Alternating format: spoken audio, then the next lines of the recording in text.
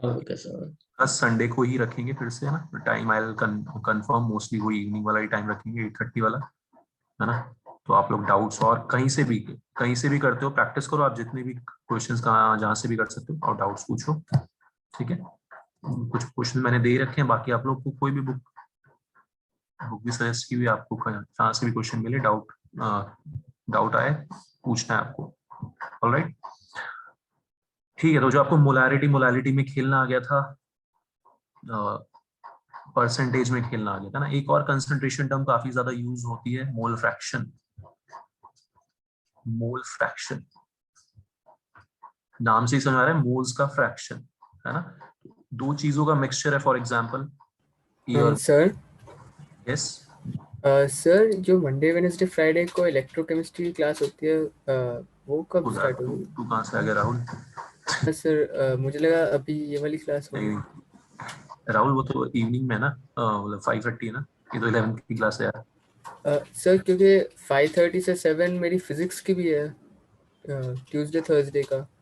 तो तो अब वो तो तेरे को करना पड़ेगा, सॉर्ट आउट, है ना। एक तू उस बैच में इस बैच में करेगा तो फिर ऐसे तो रहेगा ना, ठीक है। ठीक है सर। ये तो भी 5:30 पे है, तो रिकॉर्डेड लेक्चर देख लेना तो, या तो बाद में, ठीक है। ठीक है सर। ओके।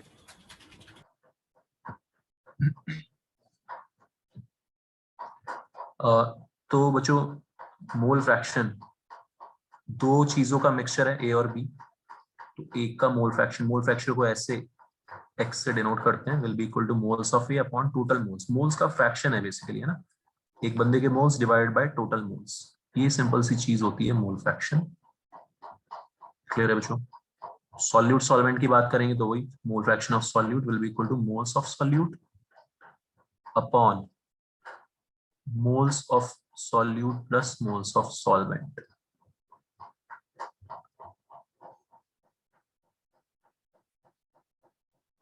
ठीक, दो चीजों का मिक्सचर है तो सर ऐसा ये है। एक्स सॉल्यूट क्या है, मतलब सॉल्यूट के कितने मोल्स हैं? नहीं, mole fraction of solute, this is the way to represent अच्छा मोल। मतलब सर हाफ मोल, मतलब अगर एक्स सॉल्यूट की वैल्यू 1/2 है तो हाफ मोल सॉल्यूट क्या, हाफ सॉल्वेंट क्या है? Okay sir. सर एन क्या? Moles of solute. मैंने ज्यादा ही शॉर्टकट मार दिया इसमें ना, सॉरी, दोबारा से सर लिख ऑफ देता मोल सर। हूँ। Yes, moles of solute on mole fraction का मतलब क्या होगा, मोल्स का फ्रैक्शन, ठीक है, मोल्स का फ्रैक्शन, ठीक है बच्चों। तो मिक्सचर में टोटल मोल्स कितने हैं, मोल्स ऐड करके आएंगे, moles of solute plus moles of solvent, और सिर्फ सॉल्यूट के कितने मोल्स हैं, वो मोल्स ऑफ सॉल्यूट, ठीक है। तो ये हो जाएगा मोल fraction of solute. All right, अब किसी को कोई डाउट बच्चों इसमें फॉर्मूले में, सिंपल।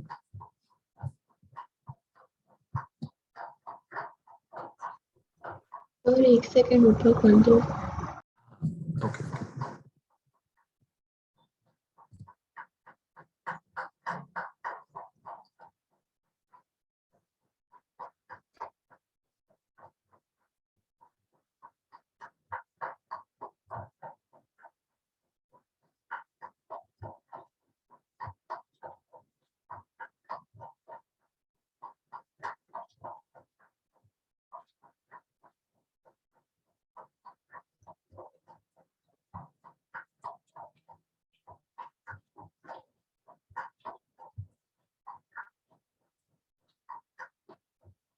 पहला आसान सा क्वेश्चन,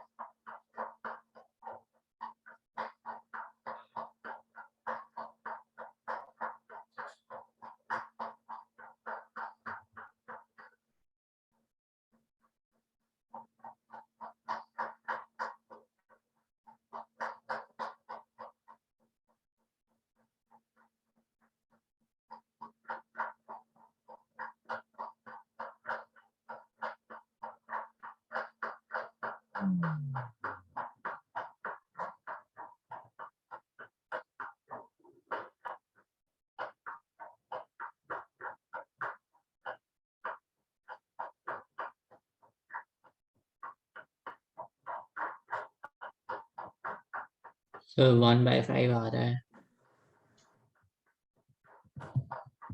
यस, इसका कोई यूनिट नहीं है ना? नहीं, फ्रैक्शन का कोई यूनिट नहीं होगा, है ना, it is just a fraction.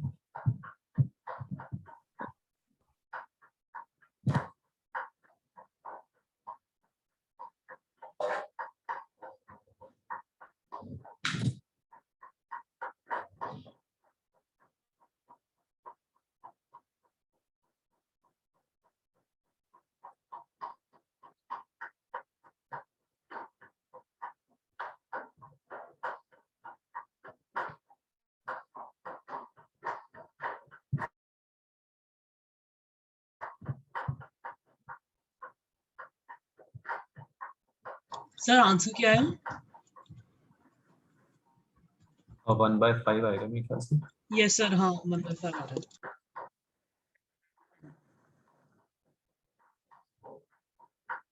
ठीक है, तो कोई बड़ी बात नहीं है इसमें तो, है ना। तो एक नई चीज बस पता चल गई हमें कि भाई अच्छा मोल फ्रैक्शन ये होता है, मोल फ्रैक्शन बोलते हैं इस चीज को। तो मोल्स निकालना आपको आता ही है मजे में।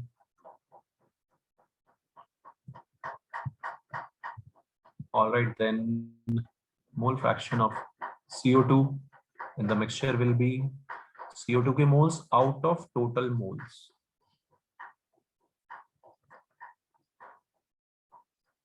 ठीक है, not a big deal.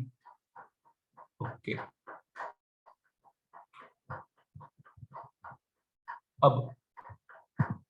अब आपको करना है सोच के परसेंटेज को इसमें कन्वर्ट, है ना। बहुत मजे में कर पाओगे आप, I know. 10% by weight aqueous urea solution, पहले भी किया था हमने, पहले भी खेला था इसको। इसका मतलब लिख लेना होता है ना। मोलर मास ऑफ यूरिया है 60 ग्राम पर मोल। वाटर का मोलर मास पता ही है आपको, 18। ये बच्चों 12th में भी ये क्वेश्चन है ना, find mole fraction of urea in solution. करो यार।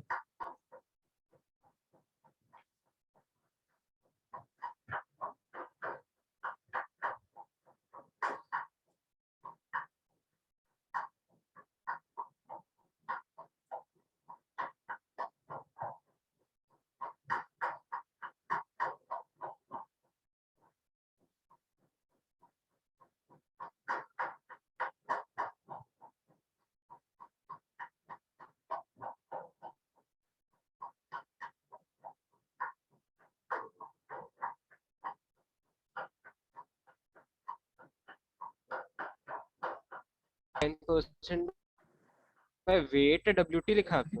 हाँ, बाय वेट, यस, WT। तो 1/31 है। 1/41 या 31? सो 31 मेरा भी सही है। 31। 31 ना, 31 ही बोला। Yes sir. हाँ सर 31 ही।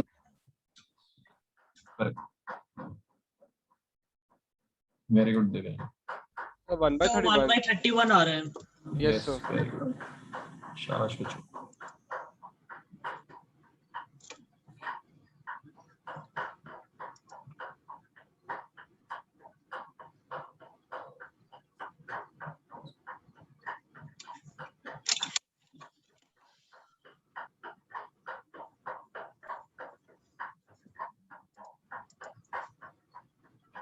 ठीक है, तो आपने मजे में निपटा दिया इसको। तो 10% का मतलब बच्चों वही 10 ग्राम इन 100 ग्राम, है ना।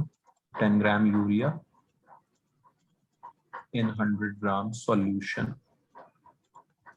कर लो एक बार सब लोग ट्राई।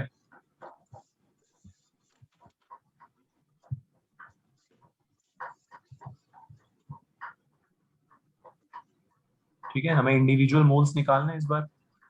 तो यूरिया के मोल्स तो यूरिया के वेट से आ जाएंगे, लेकिन सॉल्वेंट या वाटर का वेट कितना होगा माइनस करके निकालेंगे। लास्ट क्लास में किया भी था हमने ये सब चीजें। ठीक है बच्चों,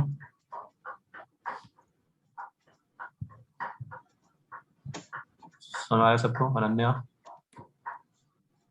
बना रहा, कोई डाउट सामने समझ आ रही बात? ये Navya 10 grams urea in 90 gram water, so moles of urea आ गए भाई 10/60, 1/6 मोल्स ऑफ वाटर। दोनों इंडिविजुअल जो कंपोनेंट्स हैं उनके मोल्स अपने को फाइंड करने हैं बस, और फ्रैक्शन निकाल देना है। So mole fraction of urea will be, ठीक है, उसमें 1/6 अपॉन 1/6 प्लस 5, तो ये 1/31 आ जाएगा। सिंपल। तो ऐसे एक कंसंट्रेशन टर्म को दूसरा ना, लास्ट क्लास में हमने यही सब किया था, एक कंसंट्रेशन टर्म परसेंटेज से मोलारिटी मोलालिटी सब निकाला था, उससे मोल फ्रैक्शन भी निकाल सकते हैं बच्चों, ठीक है।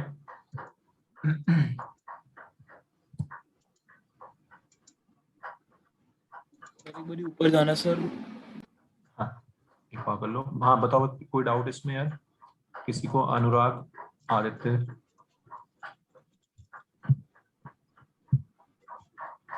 सब लोग आ गए ना? युवराज समझ आ गया? कोई डाउट? सक्षम कोई डाउट पूछे? Sir no doubt. No sir.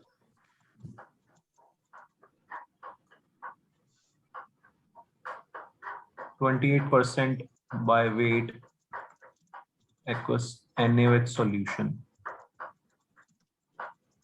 by weight aqueous NaOH solution, find mole fraction of NaOH.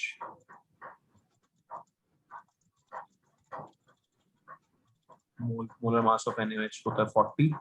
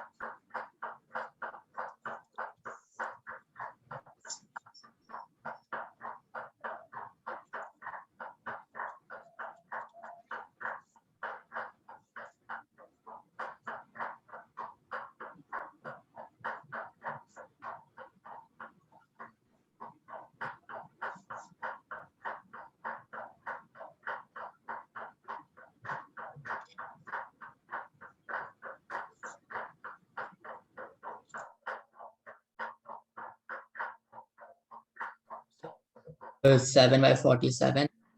Sir 7/47। तो 7/47।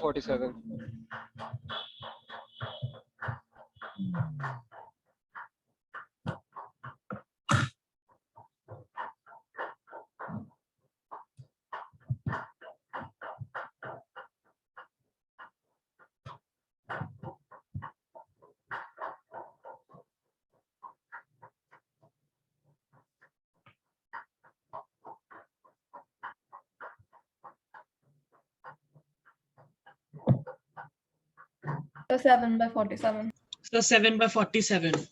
अरे वाह सबका सेम आंसर, वेरी गुड। ठीक है जो सब लोग कर पा रहे हैं ना, कोई दिक्कत परेशानी?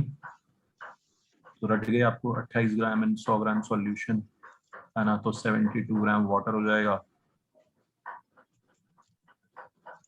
28 ग्राम NaOH, इसके मोल्स आ गए, उसके मोल्स आ गए, मोल फ्रैक्शन आ जाएगा, ठीक है ना, इजी। अभी तक बच्चों मैंने एक्वस ही सॉल्यूशन में दिया है आपको, आपको ध्यान रखना है कोई और सॉल्वेंट भी हो सकता है ना, सॉल्वेंट कोई और भी हो सकता है, उसका आपको ध्यान रखना है। तो मोल fraction of NaOH will be 28/40, ठीक है। तो जैसा सब लोग बोल रहे हैं मान लेते हैं 7/47 बिना कैलकुलेशन के, ओके। अच्छा अब आपको करना है जो मोलालिटी को कन्वर्ट, वो भी आप लोग कर लोगे मजे में। सोचना है मोलालिटी, मैंने लास्ट क्लास में बताया था आपको मोलालिटी को कैसे डीकोड है ना, डीकोड कैसे करना होता है एक कंसंट्रेशन टर्म को, बस सारा खेल वहीं पे है। 28% को कैसे डीकोड करते हैं बच्चों अपन, 28 in 100 ग्राम सॉल्यूशन है ना, तो मोलालिटी को कैसे डीकोड करते थे वो भी आपको याद होगा। 2 मोलल एक्वस, कोई भी उठा लो यार, NaOH, यूरिया, सबका आंसर सेम आना है इसमें। चलो urea solution, find mole fraction of urea. सोचो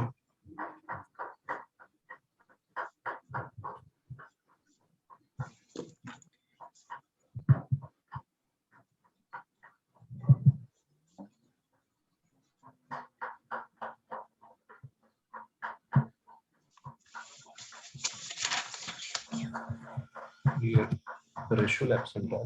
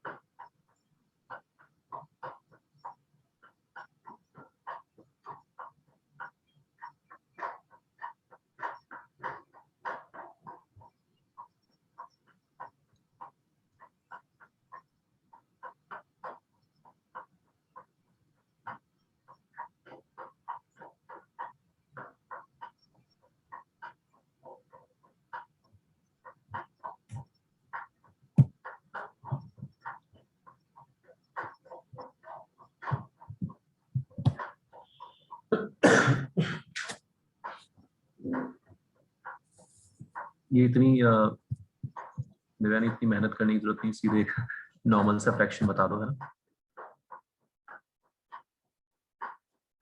2 मोलल को बच्चों डिकोड कर लिया सबने। क्या होता है 2 मोलल का मतलब, बता दो मेरे को, सबको आता है।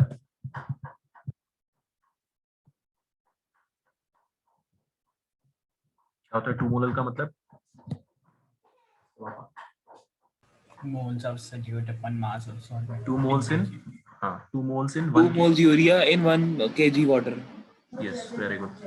ठीक है, तो अब इसको बस डिकोड करना है हमने। 2 molal means molality is defined as moles per KG of solvent, है ना। 2 moles urea in 1 kg solvent which is water. तो बस हो गया काम आसान। इंडिविजुअल मोल्स निकाल सकते हैं हम यहाँ से, है ना। 2 moles यूरिया के तो ऑलरेडी गिवन है मोल्स।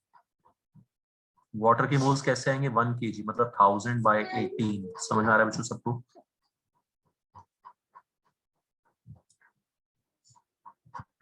ठीक है, तो क्या हो जाएगा मोल fraction of urea? 2 plus 55.55 which will be 2/57.55. All right, कोई डाउट? इजी है। तो आपको जो एक कंसंट्रेशन टर्म जो है उसको डिकोड करना आना चाहिए, उससे फिर हम जो मर्जी चाहे वो निकाल सकते हैं। हमने लास्ट क्लास से मोलैलिटी से ही निकाला था, मोलैलिटी वगैरह, यहाँ से हम मोल फ्रैक्शन में निकाल सकते हैं। क्लियर है सबको? Ananya, Navya, Shreya, any doubt? ठीक है, तो this is the way to convert all the concentration terms in mole fraction. ठीक है, आगे बढ़ते हैं। तो ये हो गई बच्चों लास्ट चीज थी। ये सब जो है कंसंट्रेशन टर्म्स ज्यादा यूज होंगी, परसेंटेज, मोलैरिटी, मोलैलिटी और ये। सर एक बार दोबारा बता देने जरा, ऊपर वाला क्वेश्चन में डिस्कनेक्ट हो गया था। अयान, ये मोलैलिटी का मतलब क्या होता है? 2 moles यूरिया इन 1 kg, ठीक है। Yes sir. तो बस हमने ये लिखा कि इसका मतलब क्या है मोलैलिटी का? 2 moles urea is present in 1 kg solvent. बस 1 kg सॉल्वेंट मतलब 1 kg वाटर, तो उसके मोल्स आ जाएंगे 1000/18 से, है ना। हमें क्या करना है? हमें तो मोल्स निकालने हैं दोनों के, है ना। Okay sir. बस ठीक है।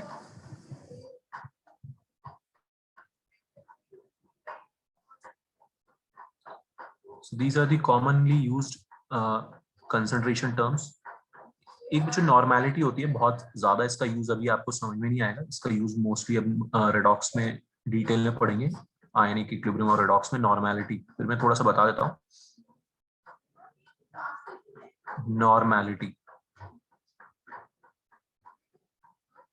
नॉर्मेलिटी बेसिकली बच्चों अभी आप यूज करोगे फॉर एसिड्स एंड बेसिस.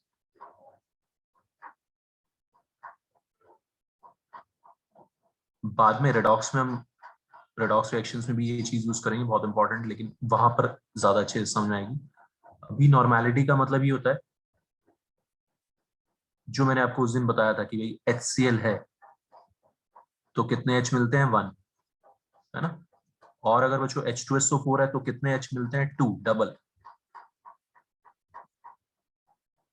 अगर एसिड्स की बात करेंगे तो जो 1 मोल HCl होगा और 1 मोल H2SO4 होगा ना, किसको आप ज्यादा तगड़ा बोलोगे, कहाँ ज्यादा एसिड है?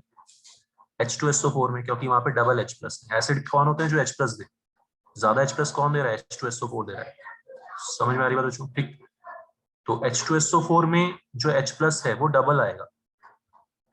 तो नॉर्मेलिटी बेसिकली हमें यही बताता है कि नंबर ऑफ H प्लस या नंबर ऑफ OH आयन जो काम की चीज है वो कितना है. ऑलराइट. सो नॉर्मेलिटी निकालने के लिए हम सीधे सीधे मोलैरिटी को एक नंबर से मल्टीप्लाई करते हैं. कुछ नहीं करना आपको, सीधे क्या करना है, एक नंबर से मल्टीप्लाई करना है मोलैरिटी को. Normality and molarity are equivalent terms, एक जैसी सी टर्म्स हैं. जो वो molarity sir normality and molarity. Molarity okay sir. Capital M है ना, don't get confused. Capital M is always molarity. हाँ, कोई और भी कुछ पूछ रहा था? सो वो सेम ही ये नंबर क्वेश्चन पे डिपेंड करेगा. ये नंबर बच्चे एसिड की शक्ल पे डिपेंड करेगा. HCl के लिए ये n फैक्टर होगा 1, जितने H प्लस वो दे सकता है. समझ में आ रहा है? H2SO yes so H number plus हो जाएगा आयंस बच्चों. डिपेंड करता है. यस एग्जैक्टली, है ना. H2SO4 के लिए ये फैक्टर हो जाएगा 2. तो अगर 1 मोलर HCl सॉल्यूशन है, इट मींस वो 1 नॉर्मल मोलर नॉर्मेलिटी ना, मोलर को बोलते थे molarity, normal is normality, 1 normal HCl solution हो जाएगा. ऑन दी अदर हैंड अगर 1 मोलर H2SO4 सॉल्यूशन है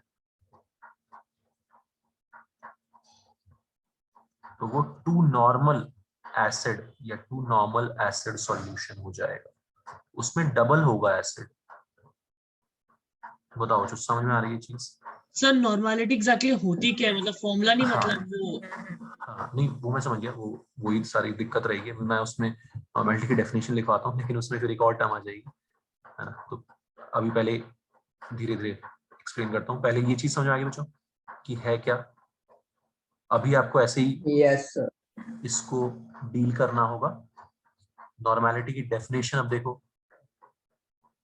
मोलैरिटी क्या होता था? Number of moles of solute upon volume of solution. ये होता है नंबर ऑफ इक्विवेलेंट्स. एक नई टर्म आ जाती है, नंबर ऑफ इक्विवेलेंट्स.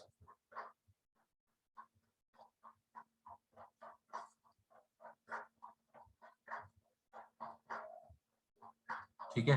तो अब आप थोड़ा सा और ज्यादा कंफ्यूज हो जाओगे क्योंकि अब ये इक्विवेलेंट्स क्या होता है. ठीक, इसलिए मैं इसको ज्यादा डिटेल में नहीं जा रहा था, लेकिन कोई बात नहीं है ना, थोड़ा सा एक्सप्लेन कर देते हैं.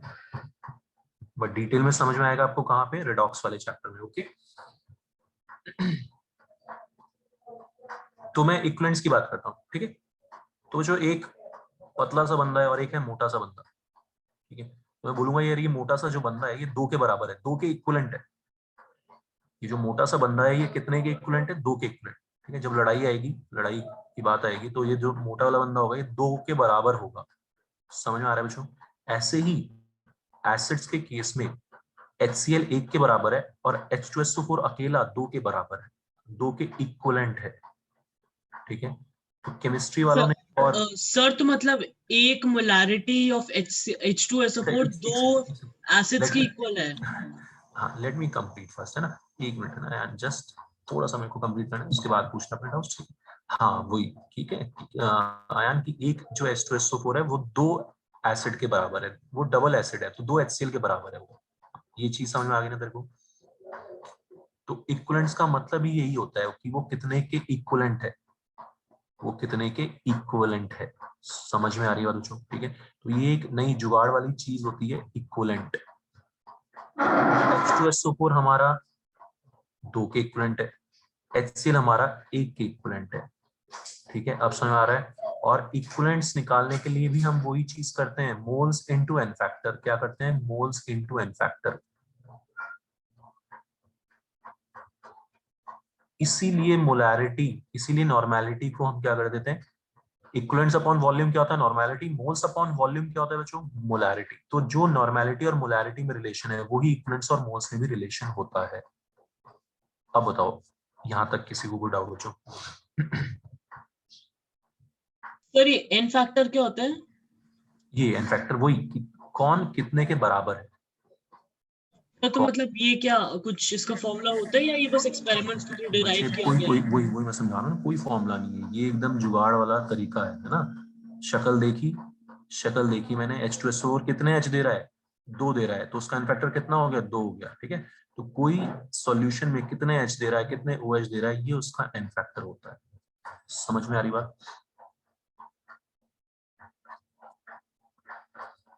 N factor is for acids is defined as number of replaceable H plus.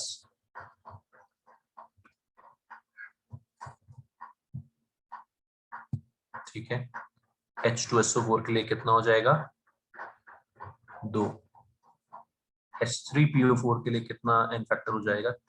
3। समझ में आ रही बात बच्चों? यहां तक कोई दिक्कत? N फैक्टर का मतलब समझ में आ रहा है? थोड़ा थोड़ा, पूरा नहीं आएगा, थोड़ा थोड़ा आएगा।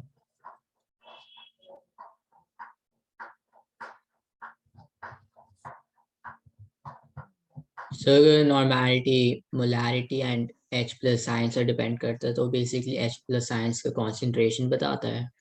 Yes, exactly, very good, है ना? Normality is basically concentration of H plus or OH minus. Okay, very good, ये बिल्कुल सही समझा ऋषित ने। ठीक है, ये बताता है हमें कि कितने H आयन है वहां पे।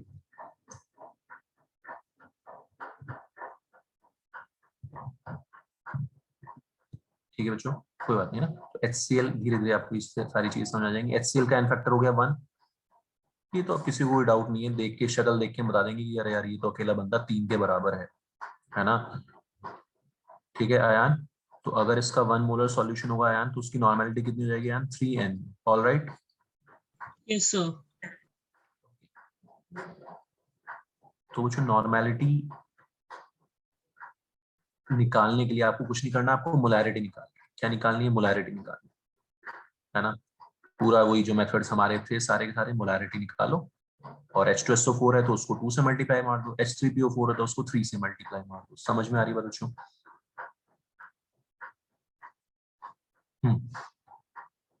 बाकी लोग भी बताओ, कोई डाउट किसी को? युवराज, सक्षम, कोई डाउट बच्चों? सर अरे साइन का क्या मतलब है? रौनक, equivalent. 1 molar is same as 1 normal in case of HCl. 1 molar is same as 2 normal in case of H2SO4. 1 molar is same as 3 normal in case of H3PO4.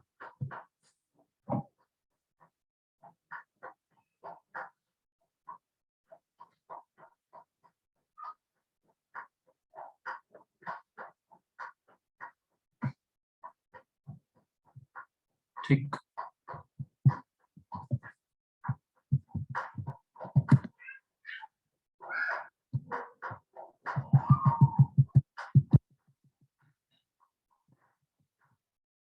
ये NCERT में नहीं है अभी, नॉर्मेलिटी बाद में ही आता है सीधे, है ना? तो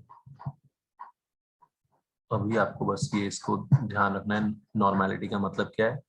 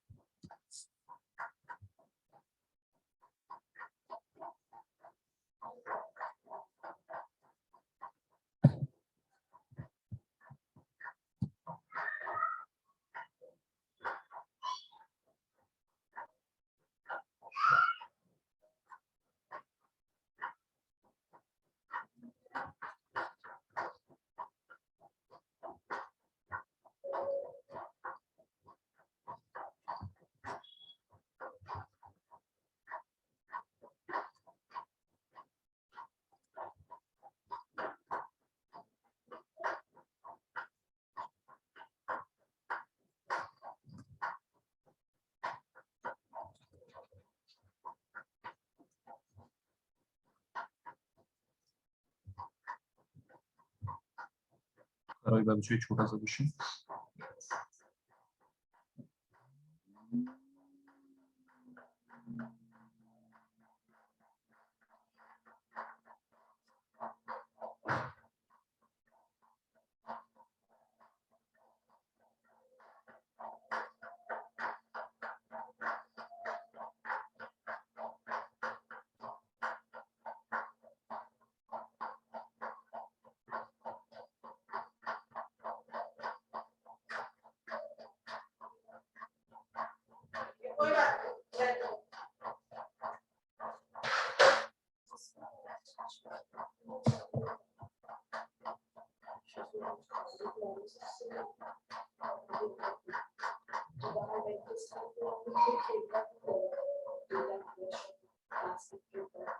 So 2/5.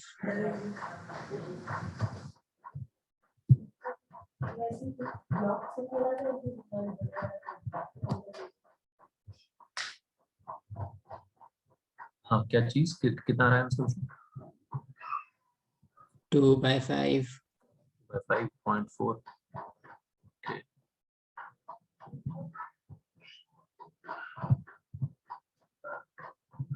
सर जो ये वॉल्यूम ले नहीं सर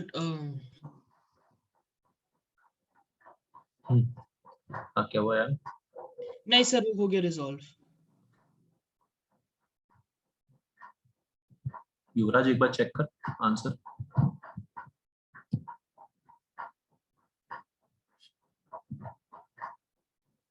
सर मेरा 4 नॉर्मल आ रहा है कितना आ रहा है? सर 4। 4.4 नहीं आ रहा? एक सेकंड सर, नहीं सर 4 आ रहा है। एक बार चेक कर लेता हूँ मैं भी। कुछ लोगों का 0.4 आ रहा है, 90.2 आ रहा है तेरा।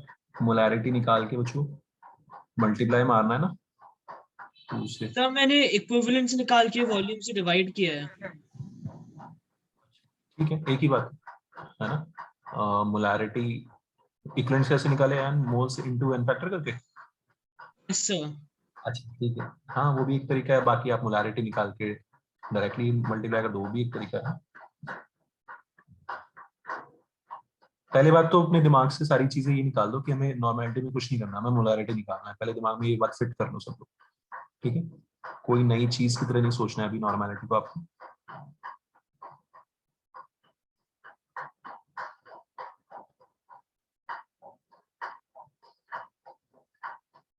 सर एक बार करा दो। हाँ,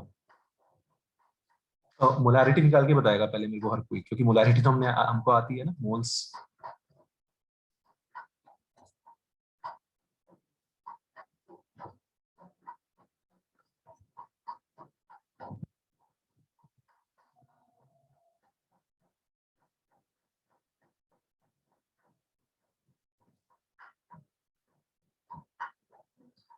हाँ अब सही है ना 90? ठीक है, 1/20 मोल्स। ठीक है बच्चों, मोलैरिटी क्या होती है? Moles by volume. क्या बड़ी बात है इसमें? कोई बड़ी बात है ही नहीं। वॉल्यूम इन लीटर्स।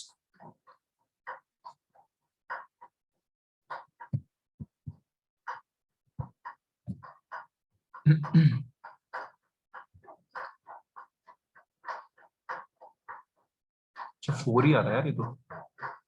नहीं नहीं, अच्छा हाँ वो 0.4 ही आएगा। क्या नाम है इसका? अयान। 1/5 आ गया मोलैरिटी। तो मैंने मतलब ये मेरा मोल्स भी 1/20 आ रहा था, फिर मैंने 1/20 इंटू 2 करा अपॉन 0.025, तो उसमें सर ये यहाँ 10 नीचे 0.025 क्यों किया? ये गलती कर दी ना। 0.025 क्यों किया? 0.25 है ना, ये गलती कर रहा था, हाँ हाँ ओ यस सर यस सर। है ना?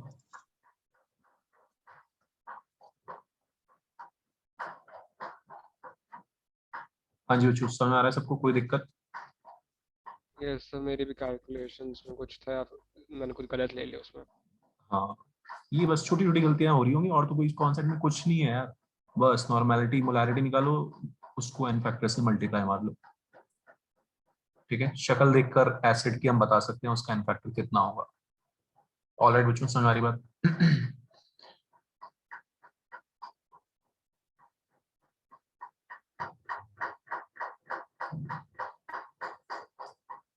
बेसिस के लिए क्या हो जाएगा इन फैक्टर, जितने OH है वहां पे, है ना।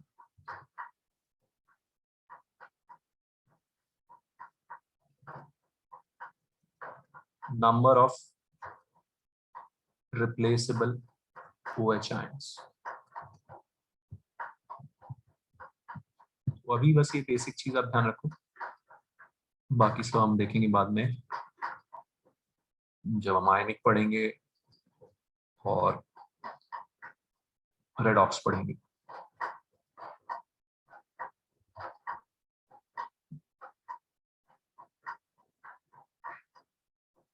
क्लियर सबको, समझ आ गई चीजें, ठीक है।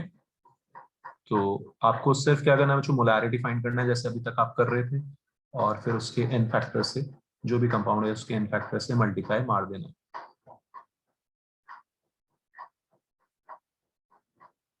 ठीक है, जो ये हो गई फाइनली आपकी सारी की सारी कंसंट्रेशन टर्म्स, मोलैरिटी मोलैरिटी, ये सब। लास्ट चीज बच्चों जो हमारी इस चैप्टर में बचती है, एकदम लास्ट चीज, वो है थियोरेटिकल कुछ लॉज जो स्कूल वगैरह में पूछते हैं, है ना। उनका वैसे कोई खास यूज होगा नहीं न्यूमेरिकल्स में, स्कूल वगैरह में ये सब लॉज पूछते हैं।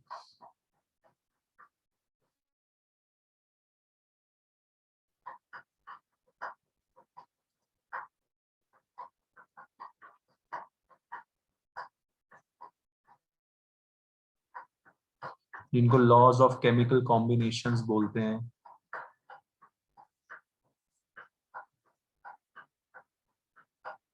बहुत आसान आसान से, पहला ही वही है, लॉ ऑफ कंजर्वेशन ऑफ मास। ये शायद आप 9th में ही पढ़ते हो थोड़ा थोड़ा इन सब के बारे में, लॉ ऑफ कंजर्वेशन ऑफ मास, ठीक है। जैसे POAC होता है, प्रिंसिपल ऑफ एटॉमिक कंजर्वेशन, कि एक रिएक्शन में एटम्स क्या रहते हैं, कंजर्व, वैसे ही मास भी कंजर्व रहता है।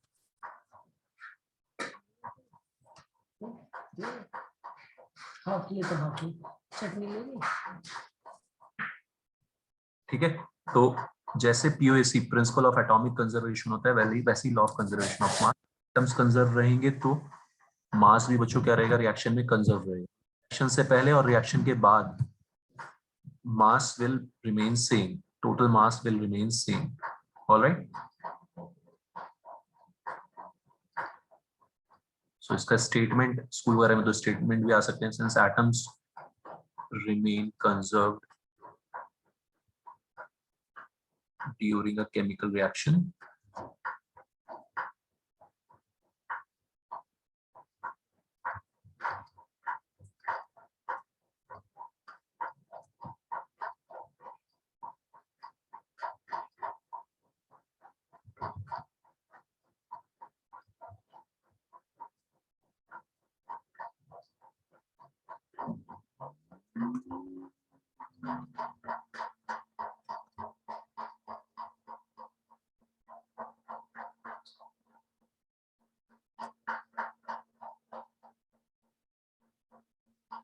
क्लियर है बच्चों।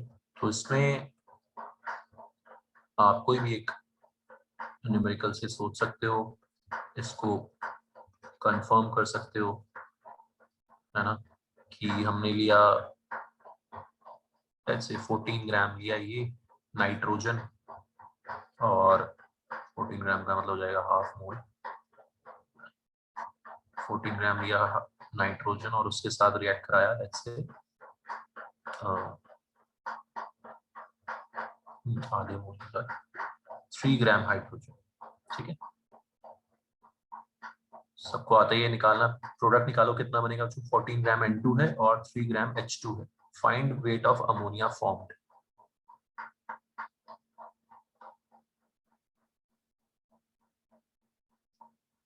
मोल से भी निकाल सकते हैं,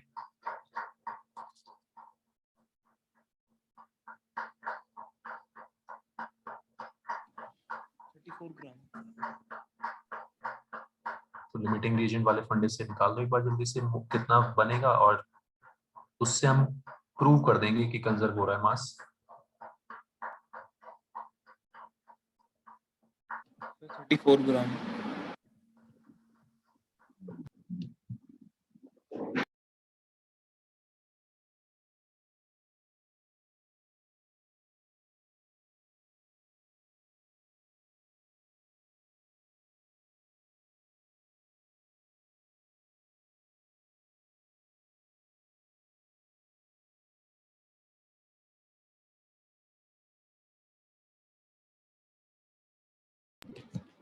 तो 17 ही रहेगा सर।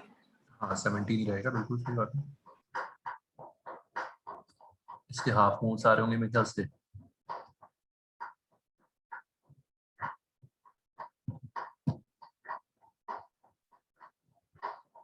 इसके आ रहे होंगे 3/2 मोल्स, ठीक है बच्चों। तो और इसके जो मोल्स बनेंगे वो 1 मोल आ जाएगा, विच विल बी 17 ग्राम। और ये पूरी तरह से रिएक्ट कर जाएंगे, है ना। तो हम बोलेंगे 14 और 3 ग्राम रिएक्ट करके 17 ग्राम बन गया, तो यानी कि मास क्या है, कंजर्व्ड है। Mass is conserved in this reaction. Clear है बच्चों, समझ में आ रहा है सबको?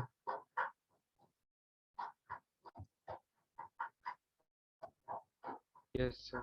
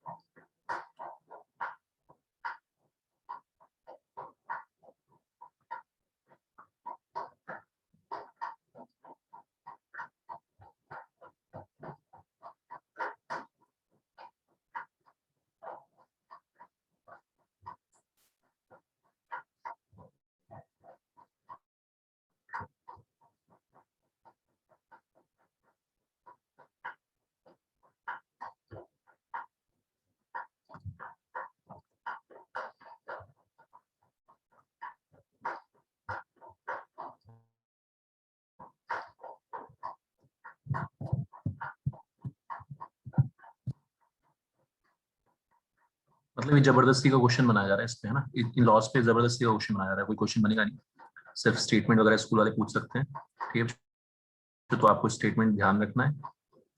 ये मैंने जबरदस्ती का क्वेश्चन बनाया कि फिर 25 ग्राम कैल्शियम कार्बोनेट था, उसको हमने हीट करके कांस्टेंट मास, कांस्टेंट मास का मतलब बच्चों समझ जाना, हीट किया हमने, सॉलिड बचेगा, CO2 गैस जो है बच्चों वो उड़ जाएगी हवा में, है ना। क्या रखा रहेगा वहां पे, सॉलिड वहीं रखा रहेगा, समझ आ रहा है। तो So सीधे सीधे हम calcium यहाँ पे, oxide 14 grams है। हाँ यस, ठीक है। तो सीधे सीधे हम यहाँ पे क्या लगा देंगे, लॉ ऑफ कंजर्वेशन ऑफ मास लगा देंगे कि ये 25 ग्राम पर था, 14 ग्राम वहां पे लेफ्ट, बाकी 11 ग्राम उड़ गया होगा। समझ में आ रहा है बच्चों, ठीक। Percentage of loss in weight कितना हो जाएगा, 11 बाई 44%। इंटू 100, 44%।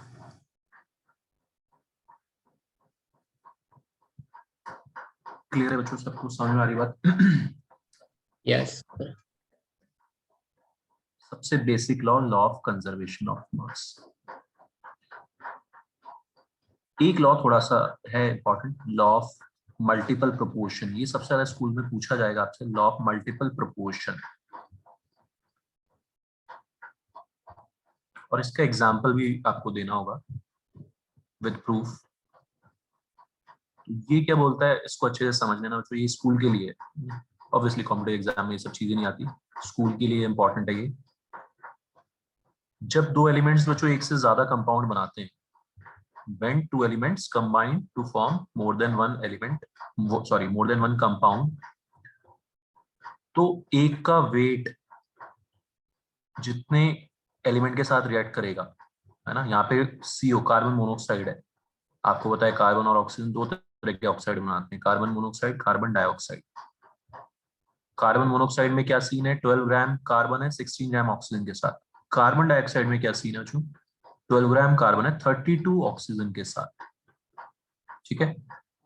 तो ये लॉ ये बोलता है कि जब हम एक का फिक्स मास लेते हैं तो दूसरे एलिमेंट का मास हमेशा एक होल नंबर रेशियो में होता है। किसमें होता है, होल नंबर रेशियो में। इधर 16 है तो इधर 32, 1:2 रेशियो में है। समझ में आ रही बात बच्चों, ठीक। तो ये ऑब्वियस सी बात है, क्योंकि एटम्स जो है कभी भी आधे अधूरे तो होते नहीं है, फ्रैक्शन में होते नहीं है, हमेशा एटम्स 1 होंगे, 2 होंगे, 3 होंगे, ठीक है। तो जब एक का मास आप फिक्स कर दोगे तो दूसरे का मास हमेशा होल नंबर रेशियो में आएगा। समझ में आ रहा है। तो ये पहले मैंने आपको समझाया, अब इसका देखो गंदा सा स्टेटमेंट जो आपको याद करना है स्कूल के लिए, अगर लिखना है वहां पे, when two elements combine to form more than one compound,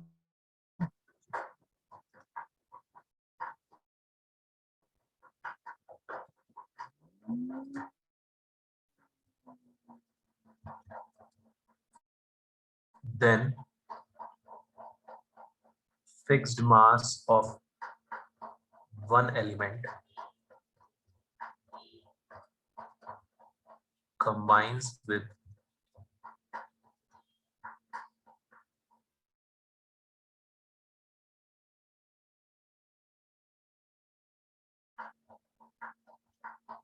element in whole number ratio.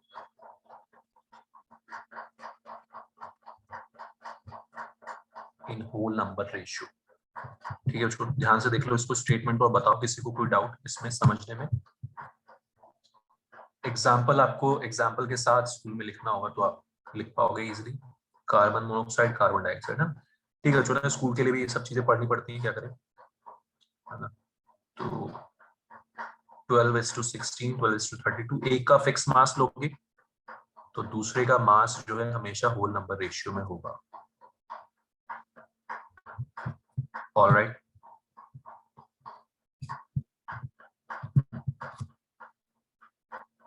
इसके एग्जांपल्स क्या क्या होंगे, SO2, SO3,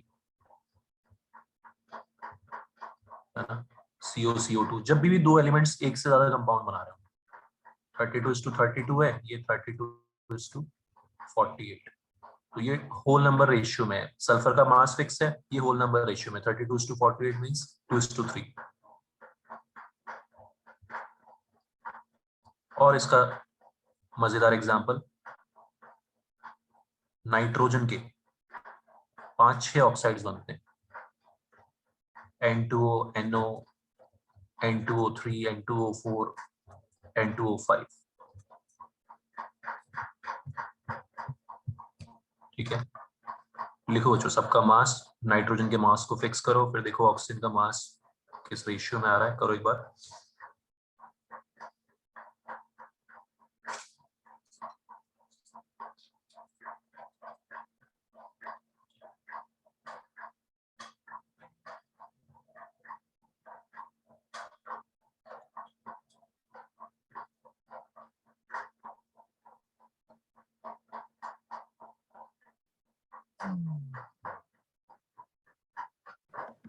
So 1:2:3:4:5. Yes, sir.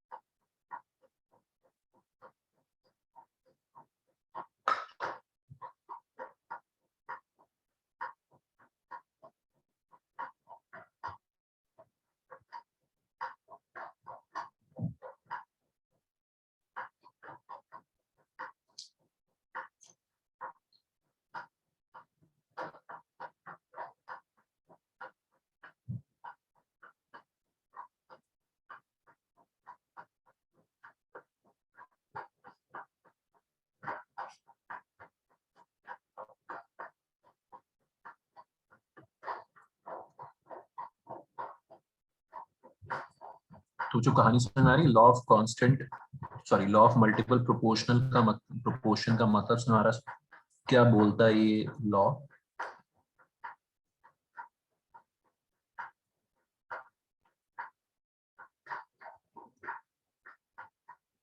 Nitrogen का फिक्स वेट चल रहा है 28-28, बीच में नहीं है, इसको डबल कर देंगे, इसको डबल कर दिया, नाइट्रोजन को डबल किया तो ऑक्सीजन भी क्या हो गया, डबल। ठीक है बच्चों, समझ आ रही कहानी। तो और नाइट्रोजन के लिए हमें इतने सारे एग्जाम्पल देने पड़ेंगे। हाँ, है ना। तो मतलब ये आप स्कूल में ऑब्वियसली यार, स्कूल वालों को तो छोटे छोटे एग्जाम्पल पसंद आते हैं, है ना। जबरदस्ती ज्यादा लिखने पे स्कूल वाले मार्क्स काट लेते हैं, उल्टा बुरा बुरा बन जाते हैं। तो आपको ऐसा काम करना ही नहीं है, ये तो आपको समझाने के लिए दिया मैंने एग्जाम्पल। ठीक है, तो आपको तो ऊपर वाले 2 एग्जाम्पल्स भी फोकस करना है स्कूल वालों के लिए, ना। स्कूल वाले ज्यादा लिखने पे इसमें क्या क्वेश्चन, उल्टा मार्क्स काट हमने लेते सबको 28/30 28 के रेशियो में क्यों कन्वर्ट किया सर? मतलब 4 से डिवाइड करके 7:2 करके भी कर सकते थे।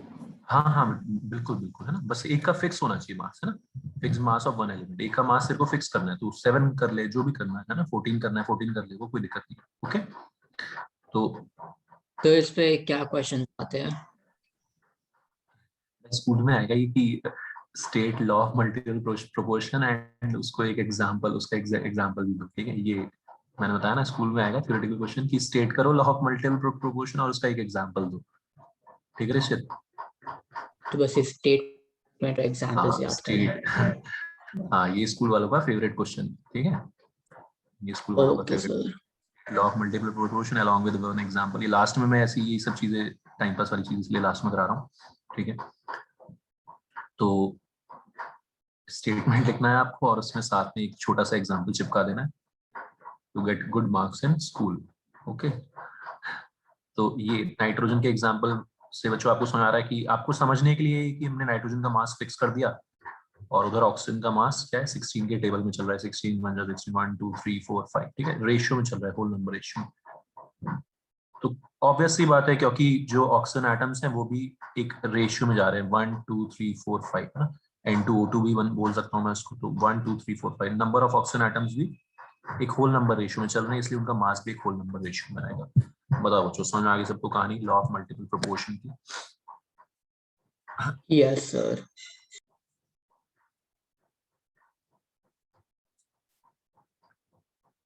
लॉ ऑफ कांस्टेंट प्रोपोर्शन ये वही है जिसको आपने एक बार क्वेश्चन में यूज भी किया था कई लोगों ने, ना सबको आता था या नहीं हो गया, सब लोगों ने बढ़िया आंसर बताया था इसका। लॉ ऑफ कांस्टेंट प्रोपोर्शन ये बोलता है चूंकि, पहले मैं इसका मतलब बता देता हूँ ना, कि वाटर में हमेशा ऑलवेज कोई भी सोर्स हो वाटर का, हमेशा क्या होगा, हाइड्रोजन इज टू ऑक्सीजन, जो रेशियो होगा, प्रोपोर्शन होगा बाय वेट या बाय एटम्स, वो फिक्स होगा, है ना, 2:18 या 1:9, ये आपने पहले ही पढ़ा हुआ है, ठीक है। हाइड्रोजन वाटर में हमेशा H और O का रेशियो बाय वेट कितना होगा, 1:9। ओ सॉरी मैंने ब्लंडर कर दिया, 1:8 होगा, कितना होगा, 1:8, है ना, ऑक्सीजन का 16। ऑलराइट बच्चों, ठीक है। तो ये बोलता है लॉ ऑफ कांस्टेंट प्रोपोर्शन की in a compound ratio by weight of two elements is always same, always remain constant, whatever be the source of that compound, ठीक है। ये हो गई इसकी स्टेटमेंट जो आपको चिपकानी है स्कूल में।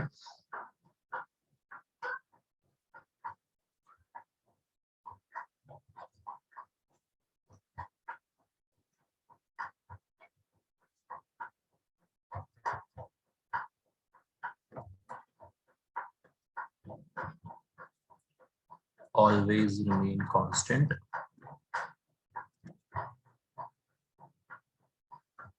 whatever be the source of compound,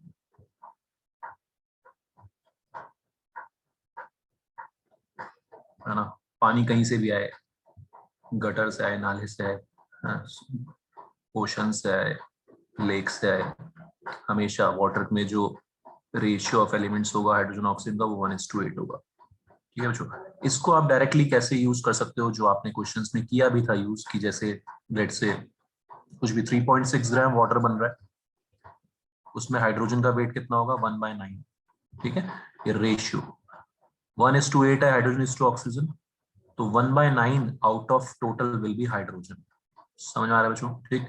तो 3.6 ग्राम वाटर है, इसमें वेट ऑफ हाइड्रोजन कितना होगा, 1/9 ऑफ दिस वैल्यू। कोई दिक्कत किसी को बच्चों, किसी प्रकार की? 1/8 इजी है बच्चों, कोई दिक्कत? 1 किलो पानी बनाना हो, 1 kg वाटर, कितना हाइड्रोजन लगेगा, 1/9 kg हाइड्रोजन लगेगा, और 8/9 kg क्या लगेगा, फिर वेट 1/8 नहीं होना चाहिए। नहीं बेटा, टोटल में से, है ना, ये 1:8 तो रेशियो है हाइड्रोजन और ऑक्सीजन का, ठीक है। तो पानी तो 18 है ना, तो हाइड्रोजन कितना है, 2 आउट ऑफ 8, 1/9 ठीक है, समझ आ रहा है। तो जब ये रेशियो होता है तो out of total 1/9 out of, है ना, 1 out of 9 is hydrogen, 8 out of 9 is oxygen. समझ में आ रही बात, कोई दिक्कत बच्चों?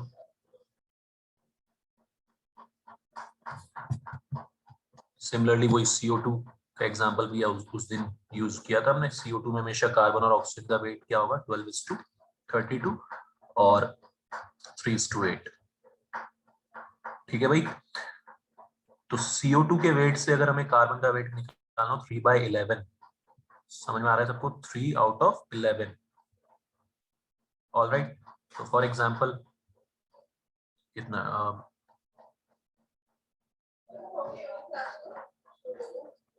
88 ग्राम CO2 है, कितना कार्बन चाहिए इसके लिए?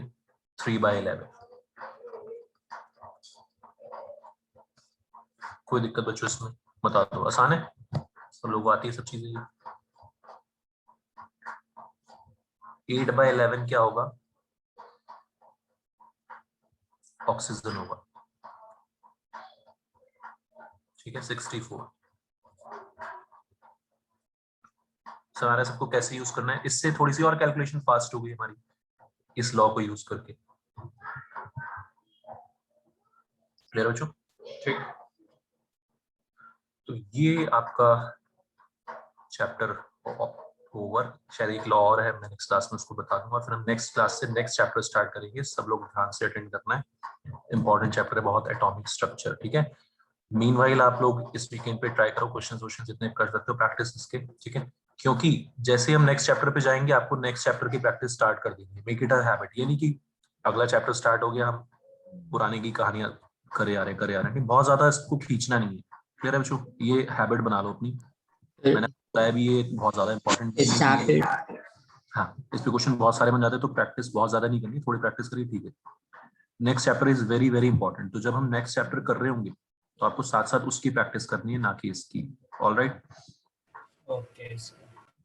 तो संडे को इसकी फिर से एक डाउट क्लास क्वेश्चंस के लिए। में टाइम वही 8:30 का मोस्ट प्रोबेबली वही दे दूंगा, ठीक है, ओके चलो, ओके सर, बाय बच्चों। Thank you sir. Thank you thank you sir. Sir, bye sir.